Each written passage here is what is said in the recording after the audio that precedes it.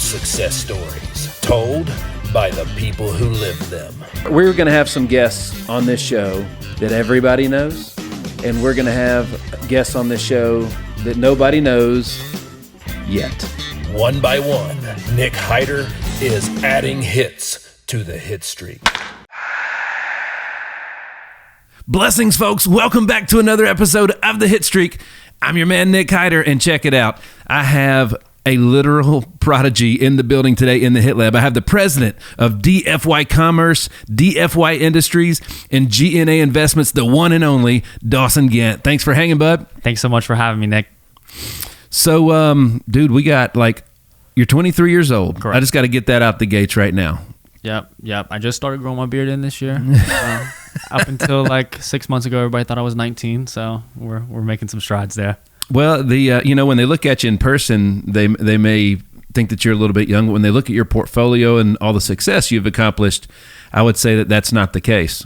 Yeah. I always get into a room and people are like, "Oh, wow, you are 23," and then after we talk, they see that I know a little bit more than the average 23-year-old. Damn, man, that's awesome. So, all right. So first of all, folks, check him out. He's on Instagram at Dawson Gant. Same on Twitter.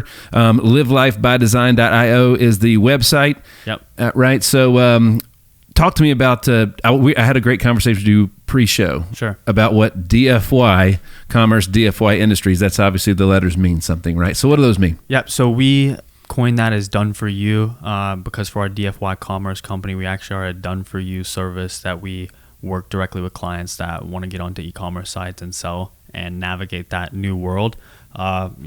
Amazon's just been around for 10, 15 years, and it's a bewildering place when you don't understand it. So done for you is what that stands for, and that's literally what we do for each and every one of our clients.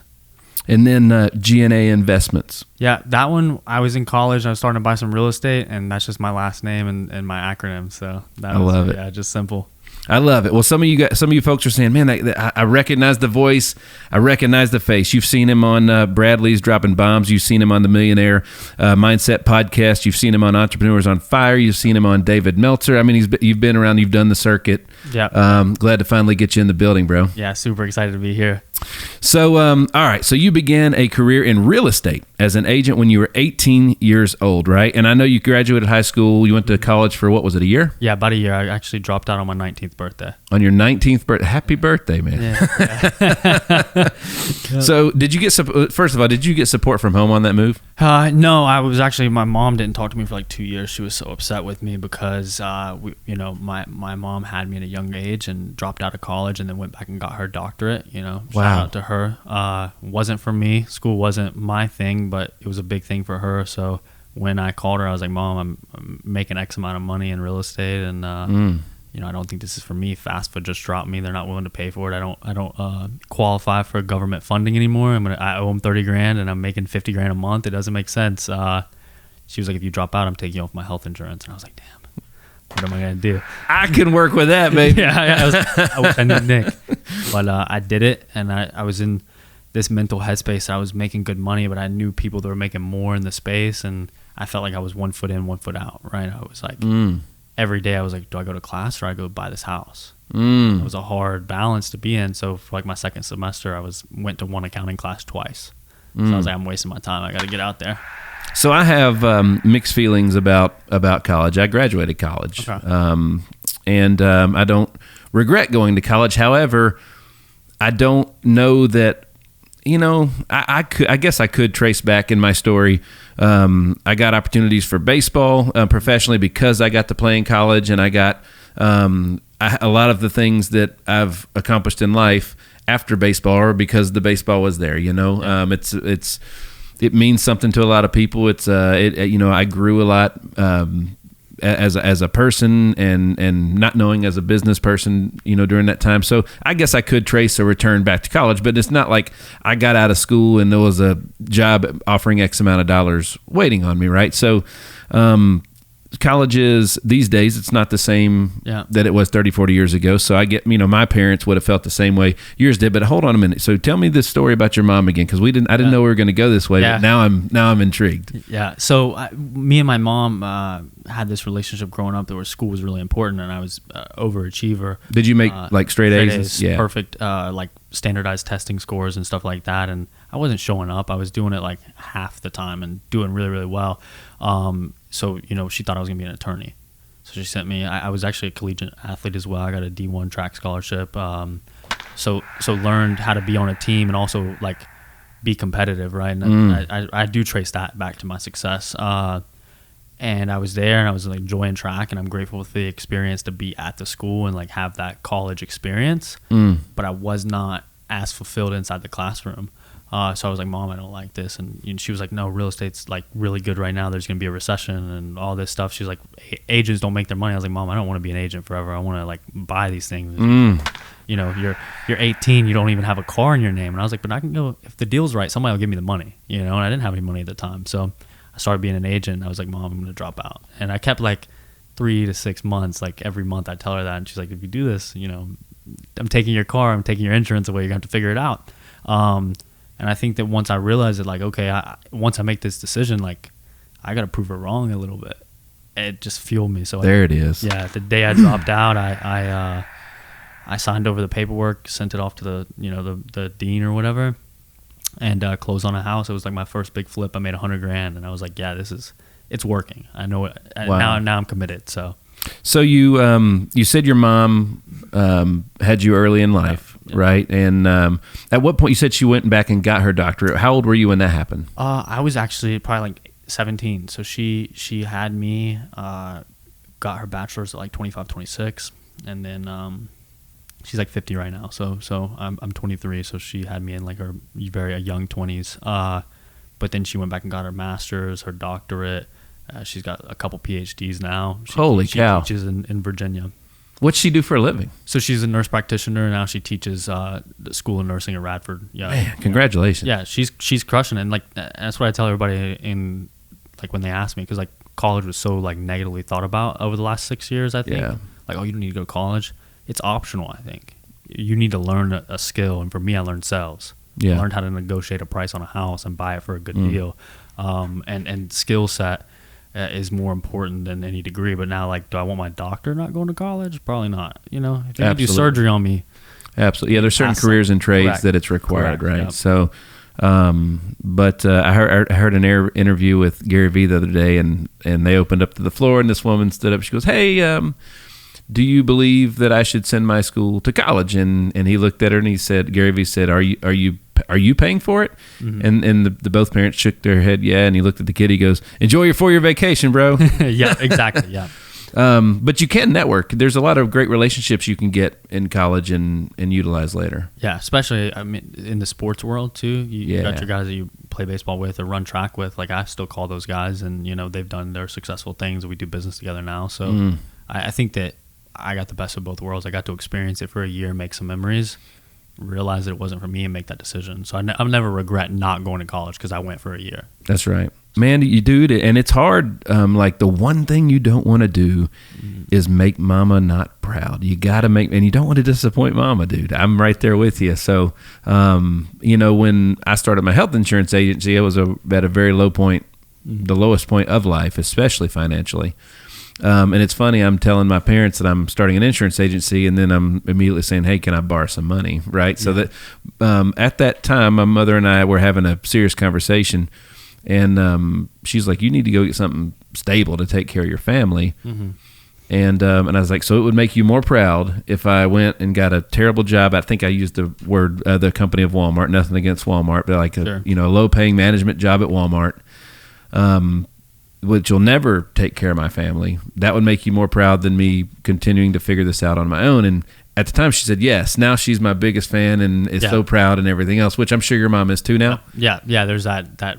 I think that there was like a mind shift too when she saw me like buying these cars and like being stable, right? So she was like, okay, now I don't have to worry about it. But I respected her, for telling me what she told me at the time. It got me off my ass and like made me work even harder, and like, you don't want your son to fail. So So there's a great little mini series out about Derek Jeter called The Captain, and it's phenomenal. Episode 3 aired last Thursday. Episode 4 comes out this Thursday, and they were talking about the scouts that were in the Yankee organization that time. You know, Derek Jeter came up with a few future Hall of Famers or current Hall of Famers. And they just had that group that won like 6 world championships in, like 10 years or whatever. So they talked about those scouts as just like those guys just knew there's an it factor about a baseball player that they were able to recognize in somebody. And it's not physical. Right. It's a mental thing. It's a mindset thing. Right. So, you have the it factor, right? The proof's in the pudding. So what do you see different in yourself versus most people like your age? Yeah, I think we were talking about it earlier. It comes down to a really cliche thing. It's outworking everybody, and you can develop skill sets, you can develop experience, you can develop all of these things over time. But like the difference between me and my peers, because I have peers that started the same thing at the same time.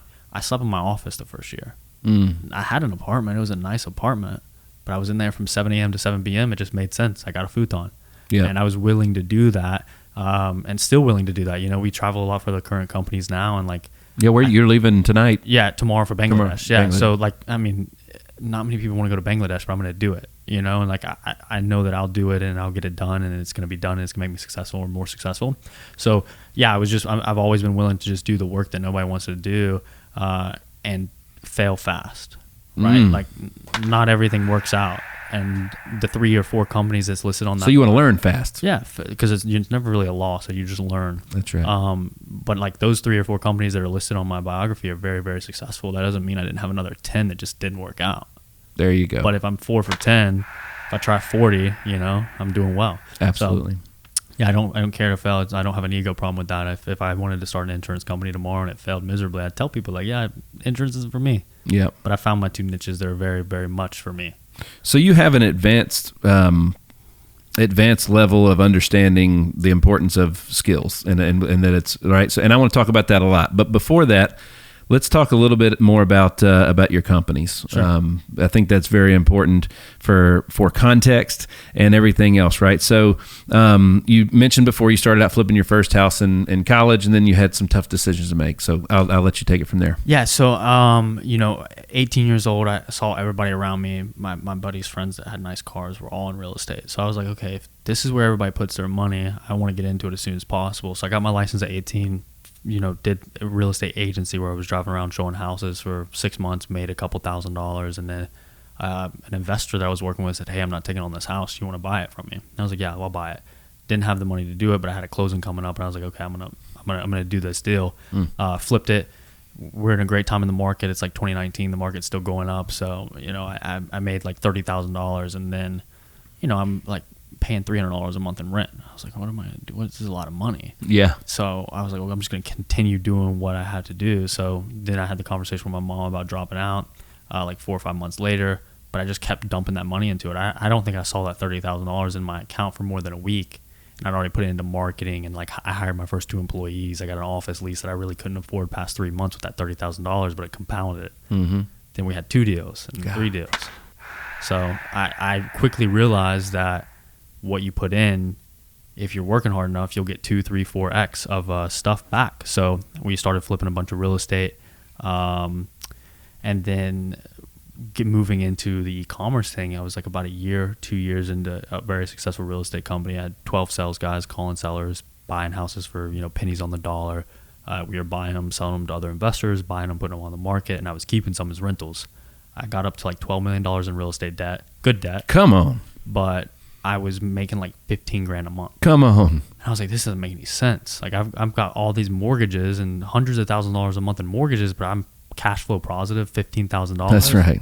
And I'm paying my property management $10,000 a month. I'm paying all these people all this money. A furnace goes out, my money's gone for the month. One house, 100 houses, one house goes bad, I'm out of my money. So I was looking for something different. And then I met my 2 partners, Brandon and Tyler, for DFY Commerce, and they were doing e-commerce for their friends and family. And I met them at an event, and I was like, what are you guys doing? Because they're like, look like rappers to me, right? They're making all this money online and got a nice watch, and I didn't have watches yet. I was still wearing like Converses and board shorts because I was like pouring all my money back into real estate. And they're like, yeah, we sell products online. I'm like, all right, I want to know more. And then we had a couple drinks and they were telling me the money they're making. I was like, you guys are lying. And then Tyler, he's like our back end guy. He pulls a laptop out at the bar and I'm like, well, what's he about to show me, right? Yeah. He shows me proof. So I'm like, okay, I want to be a part of this. And by that time, I had spoken to so many real estate investors because that's what I did, that it was like a no-brainer for me. And I was like, okay, we have a business here. If it's a no-brainer for me, it's a no-brainer for all my network. So we sold like 100 stores to set up these stores and pick products out and run the customer support and all that stuff to like all my real estate buddies. And they were making money. And then all of my real estate buddies told their friends. And then like we look back and we have like 350 employees over in Bangladesh and 20 guys in an office in Scottsdale. Now we have a company. So that was like my transition into like a big business. And now we're a 3PL company. We do all the fulfillment. And now we're like, oh, we can exit this. So it's been crazy 5 years. But well, hold on a minute. So you're in like high school, first year of college. All right. So you probably had some friends that you hung out with most of high school, right? Sure. Yeah. What are those guys doing now? The guys I keep up with, they're all like working cool corporate jobs, and I've actually hired a couple of my friends. They were working. I've got our attorney is just like he was an attorney, and that's awesome. He moved out to Arizona to work for a firm with us, and one of my best sales guys, I call it a high school friend that like went to school for marketing, and now he's working with us. So I remember it's longer ago than I care to admit, but I remember when I was just getting out of high school, and outside of baseball, dude, I didn't know what my purpose was. Yeah. I had no idea what in the heck I was going to be doing. I had no idea how to make money. I had, other than just go get a crap job or somebody paid me some money by the hour. I had no idea what it cost to live or like anything. Yeah. And I made good grades too. But what I figured out was, at some point in time, I was in this like pack of people in high school, and we all started to go our separate ways. Some stayed together, some didn't. The reason I'm saying that is we talk a lot here about, controlling your habitat. And, when you're when you were a kid, your mom probably said, hey man, you can't hang out with that guy. He's bad news. Yeah. But as adults, we don't do that. Yeah, that's true. Why do if your parents don't do it for you, do we really ever accept the responsibility to do that? I think the people that have what they want and the lifestyle they want and make the money they want, I think they did. I think everybody else didn't. Yeah, being intentional with who you're around. I think like even until like today, the group of people I hang out with are all much older than me. Like some of my really good guys that I talk to every day are 40, 50 years old. You fit right in, bro. Well, and I got to leverage their experience. There you go. Because like they may have been in real estate for 15 years. I'm in it for a year, but they've experienced so much more. So I call them and say, hey, Chris, this is happening to me. What do I do? And he's like, oh, I've done that a bunch of times. Here's who you need to call. Yeah. So I got to leverage those people's experience, and I did feel like I was like able to level up because I chose those people. So the way you say it is, being intentional about who you're around and like understanding you can want the best for somebody, but if they're not on your like trajectory, leaving them alone may be the best thing for you. Absolutely. I mean, at the end of the day, you're going to a destination in life, and if somebody else is going in a totally different direction, it's if you were literally physically in cars going in two directions, you couldn't be together. No. You'd grow up. You literally are going apart. As people, we grow apart, but it's weird. Like people will still. I mean, there's people that I love that just we weren't going in the same direction, and it's not that I don't want to hang out with them. I can't because I have to be with the people that are going where I'm going. Yeah, and your time, you're not unlimited in time. I think about that a lot too. Like if I choose to spend 2 hours with somebody that's not going to help the better good or the cause, I've wasted that time. Yeah, it's crazy. Most of the people that I have they've been doing something 10, 15, 20 years or more. Yeah. And like literally you're talking about like you're flipping your first house. This is like all like in the last like 5 years, dude. It's insane. Sometimes it's hard. Like I'll have like not a deja vu moment. What's that, like an epiphany? I'm like, wow, this is like pinch yourself. But then I know that it's because I've compounded so much hard work, and like, maybe somebody works 30 hours regularly. I'm working 60 or 80.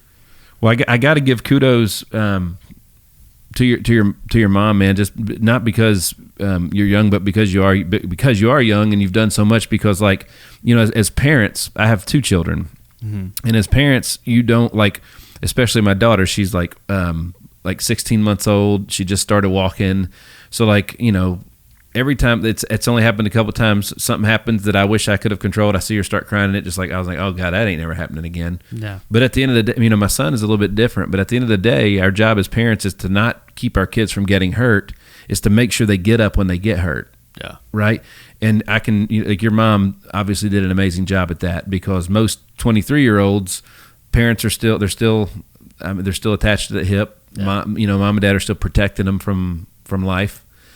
And they're not able to grow. So there's a certain mindset and attitude that you just got to have. So you said, like I was telling you guys a minute ago, how I got I'm not undefeated either. I got my ass kicked on a call yesterday. Yeah. And you know, it doesn't happen very often. And after it was over, I was just like, I was amped up, and I was like, oh, that was awesome. You know, I was ready to go. You know. Yeah. I think that for me, similar thing, right? I try not to lose as often. I don't want to lose either. But we recently had like a shift in the market for real estate, right? Mm-hmm. My guys are used to locking up deals because they could sell anything to anybody, right? Yeah. The market was so good. So we had that shift in the last 90 days. And they were just taking orders at that point. oh, it was laydowns. You want to sell it for this price? Great. We have a guy that'll buy it for $30,000 more. Done, you know? But, you know, last 90 days, things have changed a little bit, and everybody was scared. And for me, I was like, man, I've got to like figure something out. Our deal flows dropped, so I moved my desk out in the middle of the war zone. You know, that's the it factor I'm talking about, folks. Yeah, but I loved it. I was like, man, I just need to do this once a week. Yes. Come out here and bang some phones with my guys, because I'm closing deals, making the company money, but these guys are like, oh, you know, some of them haven't seen me sell. Yeah, because we're so far past that. You know, the company's been around for 5 years. Like, so damn, important. Dawson still has it. So it was fun. I like that stuff, and a big thing for me, and I think that I keep in the back of my head, is I can fail and restart and be right where I'm at in 2 years. That's right. So I have time to make mistakes, and I have time to learn, because, like, you know, I'm young. So I could. Bill Gates wasn't a millionaire until like 50 years old, right? That's I've right. got a lot of time, and I've got a big head start, so I can take those risks. That's right. And you know, coupled with hard work, risk and hard work equals success most of the time. Damn, man, it's incredible. So you've mentioned the word skill set multiple times. All right. The only people that use that word are going in the direction they want to go in life. All right. So skill set, what does that mean to you? Yeah. So I think that for me, it was the ability to sell. Right. So, but I needed a vehicle to make me money. If you want to get rich, sell something. Correct. Because everybody's buying. That's right. There's always something to sell to somebody. And if you're not where you want, if you don't have enough money, I can look at you and be like, have you sold anything lately? And they're like, nope. Yep, exactly. So when I thought it was really like I was going to be this real estate guru, but it really is just my ability to sell. Mm-hmm. So like if you put another product in my hand, I'll find that target audience and I'll sell it to them. So that was my skill set. And I didn't, like, my dad was like in textiles. My mom's a nurse. No one was like this killer sales guy that I learned from when I was growing up. But it was something that after I banged my head up against the wall and did 1,000 phone calls, started to pick up what was working, you know, and I was able to develop that. So for me, like I tell my guys, like, when I hire a sales guy, I don't hire for sales experience. I hire for, you know, malleability. How much can I change you and how much are you going to listen? And it's all developable. If you're willing to work hard, just like the gym, like I was, you know, you're a big guy, baseball, you know, like you didn't go in there and bench 225 your first time. Nope. But you learned the right form's everything. And that's just like skill set too. So I think that if you want to do something hard enough and long enough, you'll develop that skill set. That's right. So that's right. It's and it's funny, if you're not where you want to be, and somebody is, they're just more skilled at something that you're not. It's like, it's really a simple solution. And you can pinpoint it. That's right. That's exactly right. And talking to people, making people feel good, telling jokes, selling somebody something, operating a company, being a good husband. Those are like skills. Like, you know, I'm working on my skills at home all the time. 100%. You know what I mean? Because I want my relationship to get better. Correct. All of them, you know, and that's a skill. Yeah, and I think everything is boiled down to skills. What's the movie that talks about? Is it with Liam Neeson? Oh God. Was it Taken? Yeah. When he's like, I have a certain set of skills. Yeah, exactly. And everybody has a different set. That's right. I think the ultimate skill when you're building a business is identifying other people's skills. Say that again, bro. Because when you can identify, like I was just trying to put everybody into a sales role, but I've got a really good COO now that runs majority of the back end stuff, is because he sucked at sales, but he was really good at other stuff, right? and understanding weaknesses and strengths, and that like we don't all want to be the same. I don't want a room full of guys that are the exact same, because that means our strengths are really strong, but our weaknesses are just that much more weak. Hot, bro.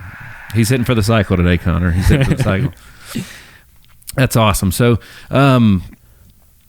right now, how do you feel about the state of the real estate market? So we make money transactionally. Okay. Right. My company, we buy and flip. I buy and hold deals, but my underwriting's not changed on buy and hold rentals, right? Like they had to be slam dunk deals 2 months ago. So you have guiding principles, like correct. Yeah, we have a buy box. My thing is, I think that everything was very expensive and still is very expensive, and we need a balance. But I don't think we're going into a recession. And I could be completely wrong, and we look back this in 18 months, and we're all like living out of a box. But I also you won't be living out of a box. Yeah, you should have planned. Like it was not very hard to make money the last 2 years in anything that you did. And if you went and blew it all on a Lamborghini and watches, then maybe that was your fault, and you learned a good lesson this time, right? Yeah. But I think the market, like we're actively buying like 8 to 10 houses a month, and I'm building a ton in Wilmington. And like these houses I'm building in Wilmington are $1 million houses, and we're going over asking every time. So like there's people that can afford houses, and like the other thing is like I own rentals, so my rents are consistently raising. So it's either you pay me or you go buy your own house. Either way I win, because I'm going to sell you the house, or you're going to pay the rent. But why would you continue paying rent as it raises? Yeah. The interest rates go up. That means the landlords have to charge you more. That's right. So it's all cyclical, and it's all like you have to have housing. So I do think that what we've seen, because we sell a lot to these hedge funds, that's kind of scary to me, because there's not many mom and pop investors like myself or the people I know. It's these, like BlackRock or Blackstone, raising $65 billion to buy full neighborhoods, and then they're going to control everything. And you want to have control. I think that was the most cool thing about real estate. As I got older and bought more houses, I was like, dang, I can control this. There you go. It's an asset I can control, and if hedge funds own it, then that's not controllable for the people like me and you.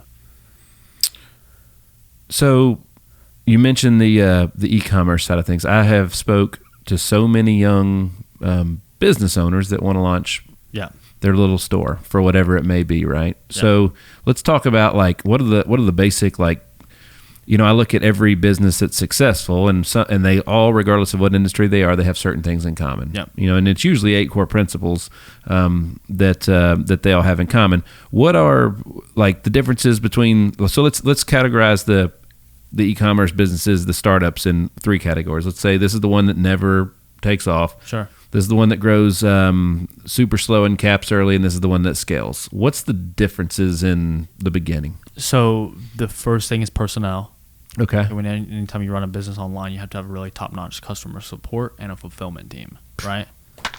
If you can't get the packages out of the warehouse, you have bad reviews, and you can't sell the product. And if you don't have people to answer when, say, you buy something on Amazon, you have an issue. I just bought a Tesla charger off there. It was the wrong Tesla charger.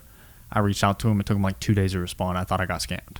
Whereas when we do it, we respond within 12 minutes, which is a very high standard to have our employees up to, but it's because we provide that support to our clients. So customer experience is one thing that all great businesses have in common. 100%. And then I would say the third thing that like skyrockets a business, especially on e-commerce, when you typically are relying heavily on Amazon, because Amazon is the marketplace that everybody sells and sells really well on, is the ability to pivot.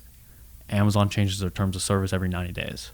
Sometimes more than that. And if you're stuck in your ways like an old mom and pop shop, like, oh, this is how I do it, I'm not changing, Amazon's going to change and they're going to leave you behind. So that's a big thing, ability to pivot. And I think that goes back to any business as well. When the market changes, when the product changes, when the regulation changes, if you can't pivot and continue to make money, you're probably done. So that's big for us too. You have to be able to constantly like evolve. Imagine if like Pizza Hut, that I don't know their story, but I'm pretty sure they were a restaurant before they started delivering. Yep. Imagine if that never happened. Exactly, 100%. Like Uber Eats, That's Airbnb, right. All these things that like saw a need in the marketplace and pivoted and solved it. So that's what we try to do for our clients. We're solutions, first and foremost. Awesome. All right. So customer experience is key. What about the biggest thing that like I ask a lot of these guys when I go talk to them and ask them questions? I'm like, so do you know who your customer is? Yeah. And then where are they? And then how many how many of those people do you have to make contact with or market to? Yeah. KPIs, key performance indicators. That's big, big, big. So we understanding that, right? Like we track that. I'm not a big numbers guy, but I paid to learn from a big numbers guy. You can literally track every statistic in your business and then make a 4-month or a 12-month plan, right? Forecast, yeah. Forecast, yeah. So that was one thing that I didn't really get because I never worked a corporate job. So where'd you learn all this? Well, I paid for it or learned it in lessons, right? I mean, we had times in the real estate where I was like, I don't know why we're making this much money. But then after I understood numbers, I'd go back and be like, oh, well, in January, 6 months before this month, I spent a ton in marketing. But I didn't understand any of that. I was just like, oh, we have money this month. Let's spend money on marketing. So now that's over like the last year. I've really started tracking that. We hired someone full time to just like go over every column of numbers and say, okay, this is the trend. And then 9 times out of 10, they're right when you give them the right information. So that's been big for us and understand our marketplace and like the marketplace share that we own, and who's buying. It's incredible, dude. Incredible. I mean, honestly, I could sit here and talk to you all day long about this stuff because I'm fascinated with it. It's fantastic, and it's just so rare. They say the 99% versus the 1%. I mean, it really is that way. Just because I could talk to 100 people and 99 of them aren't going to be able to have this conversation. 100%. And the fact that you probably. Until people get to know you, like your age is not helping you at this point. In some business careers, like the younger you are in sports, the better. If you play above your age level, that's a good thing. This is probably something that an obstacle that you have to overcome on a regular basis. Yeah, no, 100%, especially in real estate, because I've been acquiring some apartment complexes and stuff like that, and like we'll go to closing, and I'm like, also I don't get behind the whole thing. You have to wear a suit every day. Yeah, I'll come in like sweat shorts and a t-shirt to buy a $2-3 million apartment complex, and they're like, well, where's Mr. Gant? I'm like, present. Where do I sign? And that's been a problem. We're like, we'll go look at properties. They're like, oh, you can't afford it or whatever. They pretty woman you. 100%. Yeah. I think that it's also an advantage too because some people don't take you seriously and they'll give more information than what they would probably give to you because they may see you as a threat to their business or something like that. They don't really think a 20-year-old's going to learn and implement what they may be saying. So, and on the off chance that they're like, hey, I see a younger version of myself in you.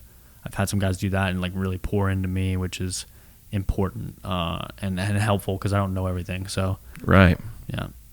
So when we're in, you mentioned the word recession, and based on what news network you watch, we're either in one or they're redefining it or not. I don't know. I know that everything we're doing is growing, and it's awesome, and we're very blessed. And it is a little more expensive to do some of those things, but it's all relevant, and then you just go with the flow, right? So how to obviously you're still killing it. So how would folks go about continuing to make money in a recession? I think that what we tell a lot of people and what we do, especially with the e-commerce stuff, we've transitioned a lot of our clients to selling recession-proof type products. And when we say that, it's like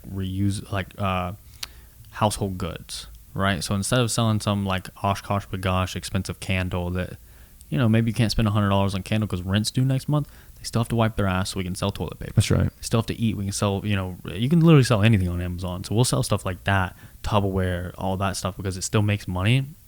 And at the end of the day, people still need it. And as far as the real estate company, we haven't stopped. We're still buying heavy because even if it is a recession for the next 2 years, just like 2008, the market jumped and now we're like, looking at 2018, 2019, 2020, these crazy prices. I'd rather own now. You're asset heavy, baby. Yeah, exactly. It's not. I don't think it's timing the market. It's just time in the market. Yeah. So that's big for me. Just stay in the course. That's right. Well, and that's another thing too that I had a conversation with an agent yesterday, and we were talking about a lead source. Yeah. And in the lead game in insurance, there's different price points for leads, and they're based on exclusivity. And I'm using air quotes for those that can't see me, right? So because I really don't know how you prove or disprove that what they're saying is true or not. So it comes down to the relationship you have with the vendor, right? But at the end of the day, I was putting a bet on the table for for this agent to do something they'd never done before, and I was like, and the carrot is that there's a lead source that has some exclusive, there's the air quotes again. Yeah. Leads that like a lot of the agents like, and they kind of like to compete for those. I was like, I got you.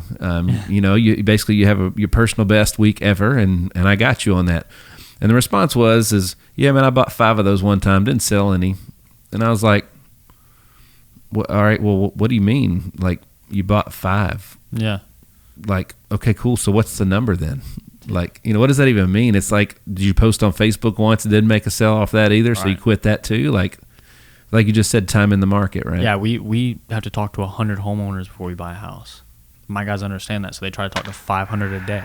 You know what I'm saying? So I think it's just understanding that, like, well, it's not understanding. I think this is the way the world works. If you're willing to put in the effort, you get the reward. But if you're expecting stuff to be handed to you because it's exclusive leads and you're going to close 5 out of 5, then you either heavily overestimate yourself or the lead source. Yeah, it's like, dude, if you close all of them, then why would I be telling you to do anything else? Yeah, you had your personal best week. Yeah. Yeah, like, you know what I mean? Like if it only took one post, then why would we even talk about leads? I would just be like, go post on Facebook today and make a sell. Yeah. You know what I mean? So that will and that comes down to not being able to manage their own expectations, properly forecast like anything. You know what I mean? Like how many eyeballs. Like, it's like, well, why do some people advertise on public access TV and some people advertise during the Super Bowl? Because it's 2 totally different price points for a 60-second spot. Yeah, exactly. And it's the number of traction and eyeballs you're getting, right? So talk to me about marketing, because obviously you guys are really good at it if you're moving all this stuff. So what's some things that stand out for you, like basic principles for marketing? Yeah, so a big thing is understanding cash conversion cycles for us.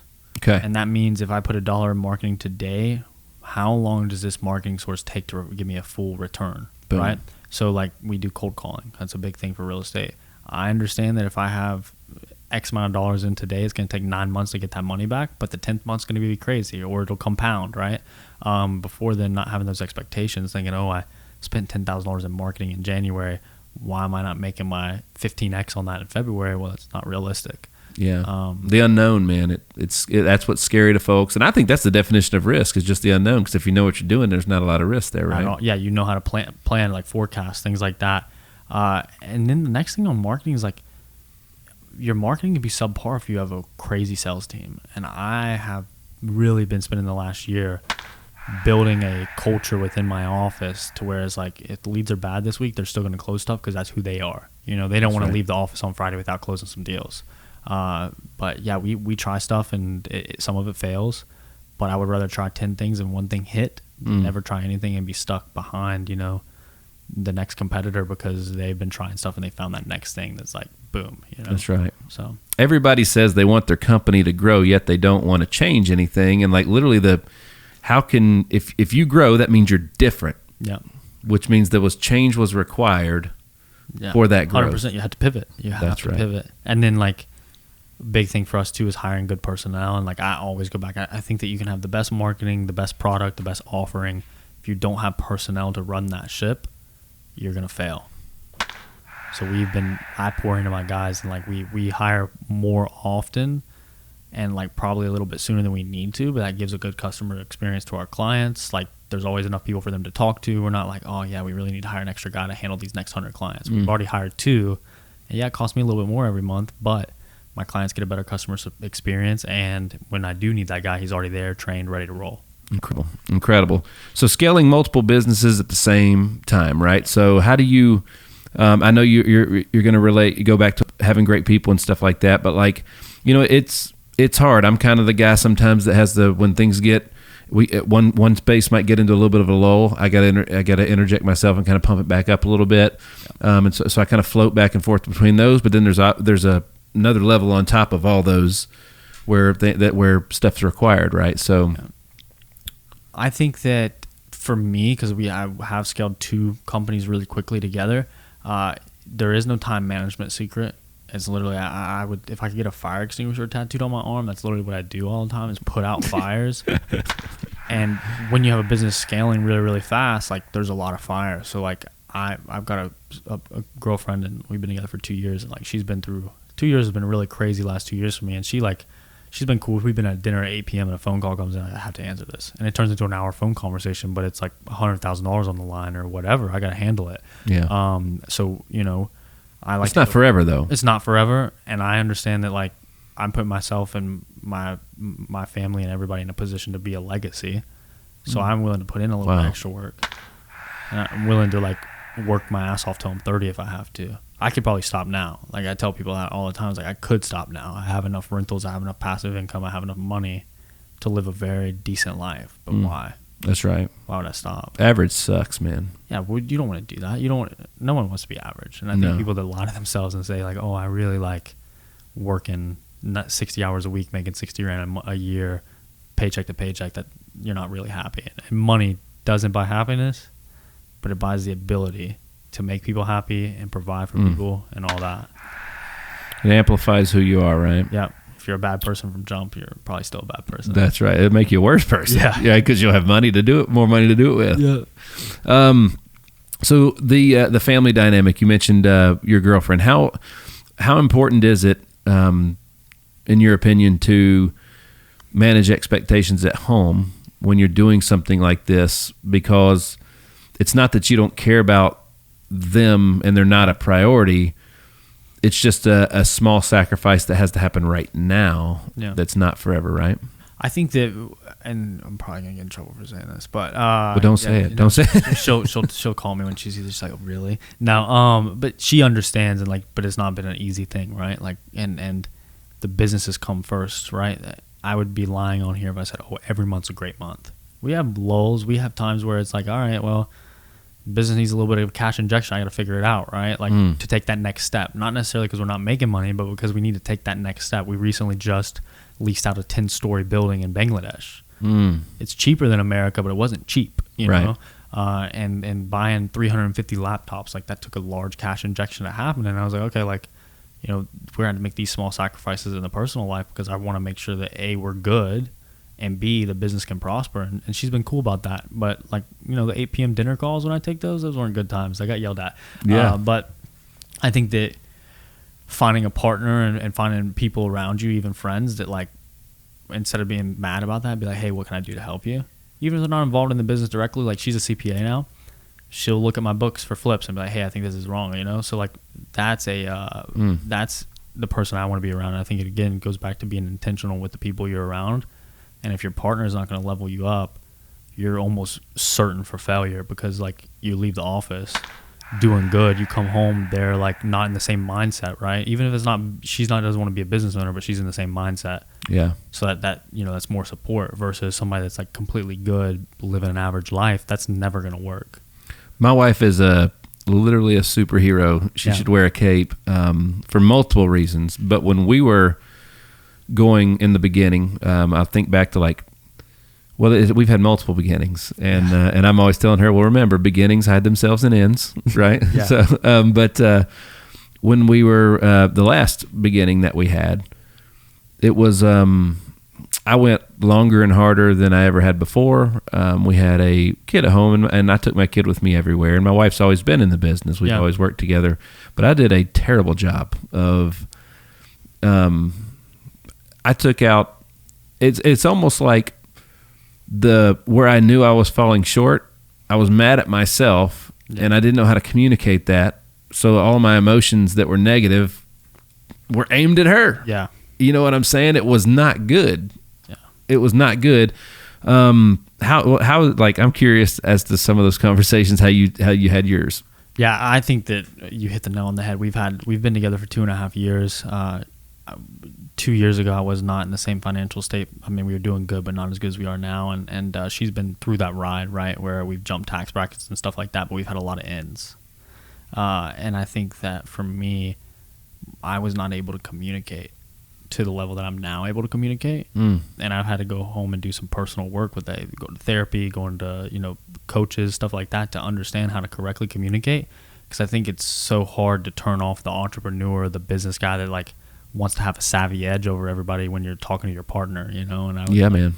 Same thing. Like I'd be pissed off about something and kind of take it out on her, and then we'd have an end and then another beginning because I'd be like, you know, I'm tripping. I need to like go apologize to her because that wasn't right. So when I took some time to like go seek actual expertise and help and say, hey, like, I'm not communicating the right way. How do I say this, but without saying that? You know, that's been super helpful. And it's also pushed me into a larger trajectory, boosted my trajectory in business, because now I'm able to like remove my ego from conversations between business people and be more strategic about how I speak and the words I use and the things I say, versus, 2-3 years ago or even a year ago, I was a young guy that was like had a big ego, right? And that'll do it to you.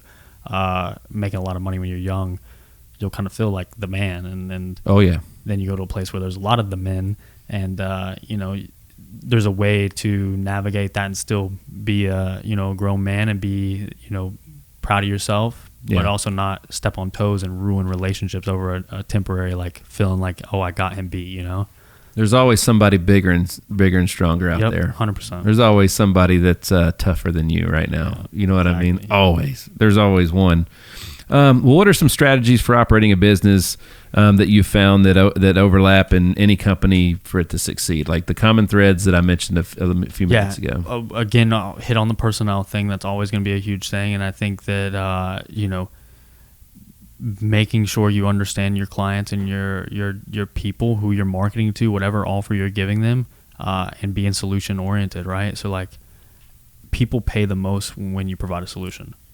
Right, you're giving health insurance or insurance. That's a solution to people's biggest worries, right? We buy houses from people that are in a bad spot or need to sell it really quickly. That's You're bailing them out. Yeah, exactly. And then we trade a lot of time for money with our e-commerce thing. People want to sell on e-commerce, and they go to our website and they're like, I don't want to learn this.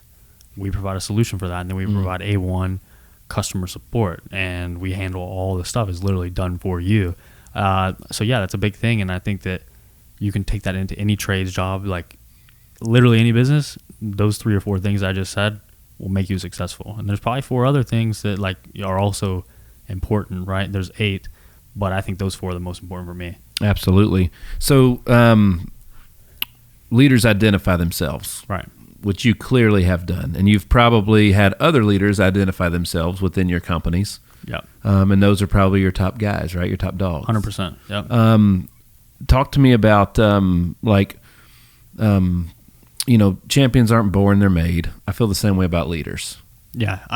I think even now that like I'm big on mentorship, not necessarily the mentorship you pay for, but who are some of the mentors you look up to? So I follow a lot of there's actually some guys up in Ohio, Tiffany High. She's a big real estate lady. She's built crazy sales teams. I'm big into. How you spell her name? Tiffany, Tiffany High, High. Would be a great guest for you actually. She's like kills sales teams. You know it. I'm writing it down right now. Yeah, for sure. We actually just paid them to learn a little bit because she came from a corporate sales ground and builds these killer sales teams for real estate. A big thing is also like not these named guys that are like trying to sell you a course, but like you or Brad Lee or. He's got a big name too. You guys both have big names, but like people I can sit with and like say, hey, how can I provide you value so that we can do business together and I can learn something from you? So that's big. I want to be mentored by people that have experience in my industry or in the same realm, sales, stuff like that. And the way I want to be mentored is provide crazy amount of value to you because something you've learned in your lifetime will 10x my business. I just need to be around you long enough. Absolutely. Dude, we're going to have a, mark my words, people, we're going to have a killer event here.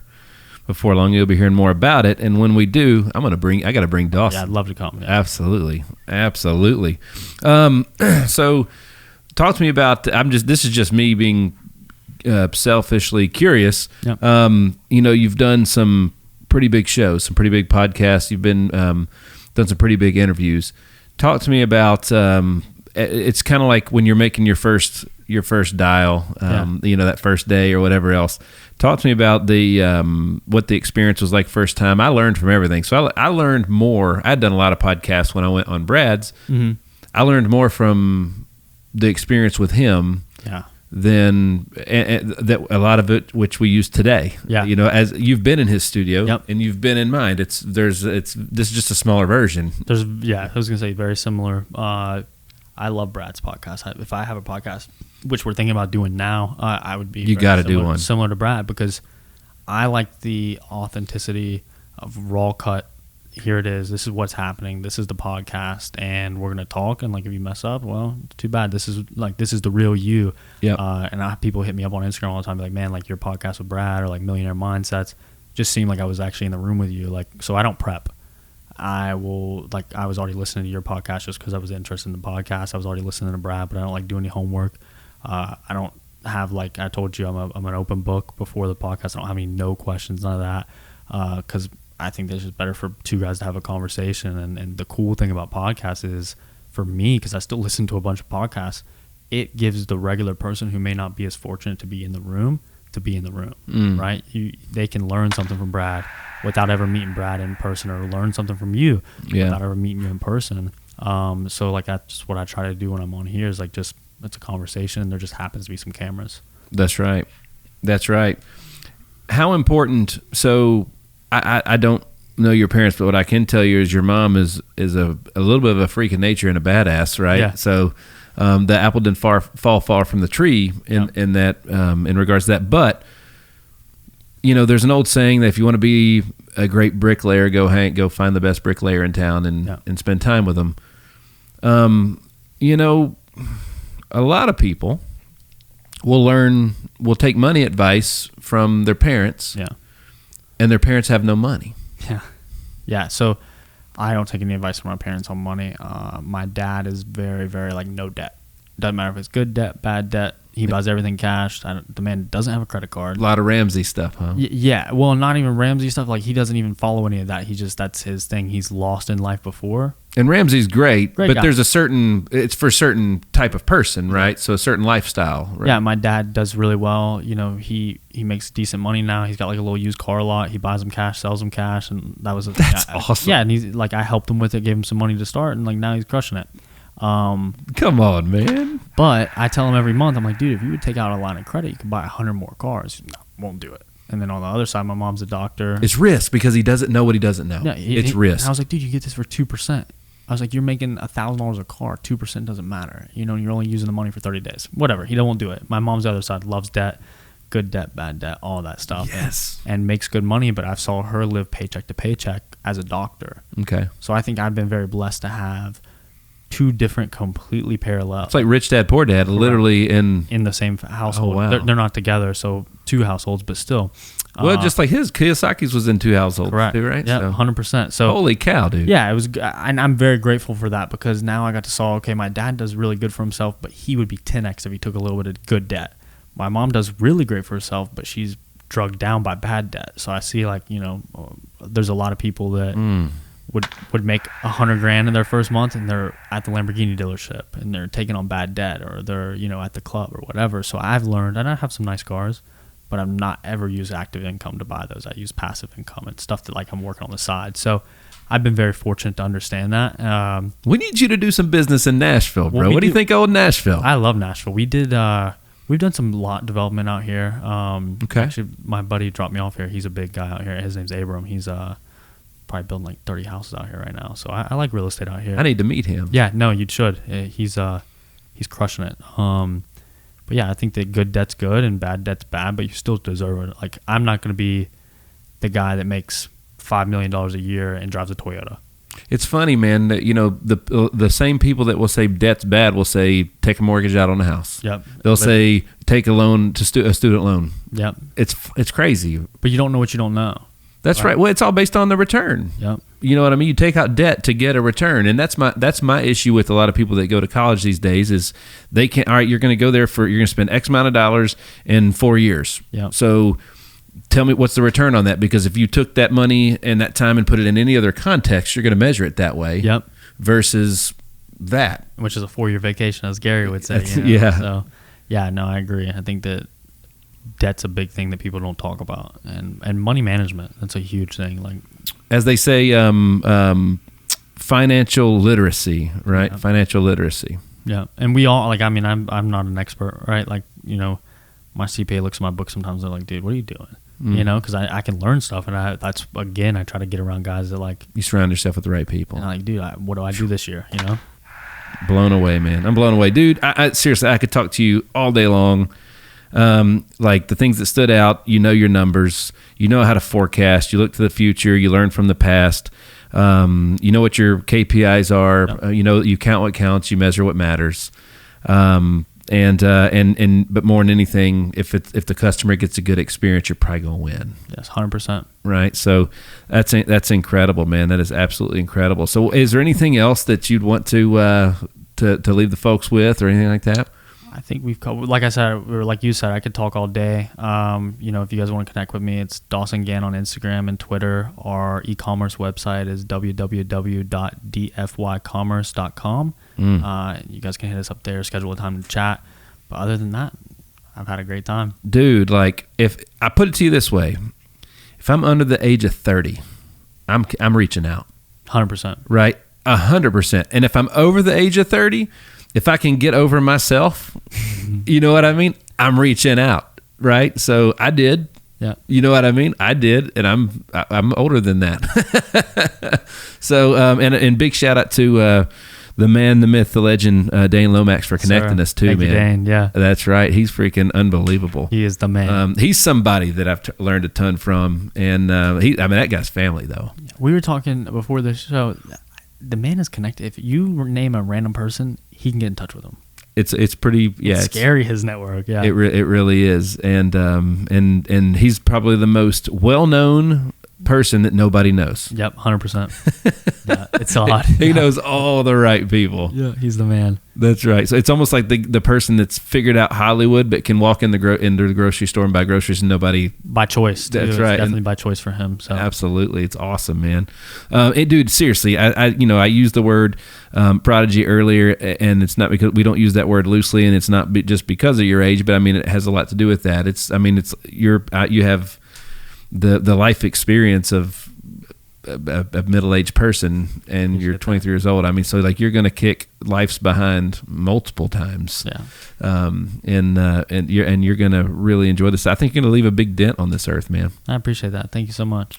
You're definitely when you're around a lot of the people that we interview to start an agency or whatever, if they were happy where they were, they wouldn't be applying. Yeah, right. So we know when they get here that I wouldn't say damaged or broken is the right word, but we're all that to a certain degree anyway. Correct, yeah. But they're just down. And so when you spend a lot of time raising people up and teaching, it's the thing I get a lot out of this podcast is I learn a lot from folks, but it's just getting to hang out with people that are winning. Ooh, man, it's good for the soul. Yeah. Like-minded people is a big thing. Oh my gosh, absolutely. And it does. It takes a certain amount of confidence and just, you have to believe, dude. And if you don't believe, you're right. Yeah, it won't work. That's right. Dawson Gant, the president of DFY Commerce, DFY Industries, and G&A Investments, man. The 23-year-old prodigy from Charlotte. You're all the way here from Charlotte, on his way to Bangladesh, literally. Did you say tonight or in the morning? Tomorrow, yeah. We're going tomorrow. In the morning. Man. Well, brother, thanks so much for hanging with us today. Yeah, thanks so much for having me. It was a blast. Absolutely. Folks, thanks so much for tuning in to another episode of The Hitstreak. I'm your man, Nick Hyder. God bless.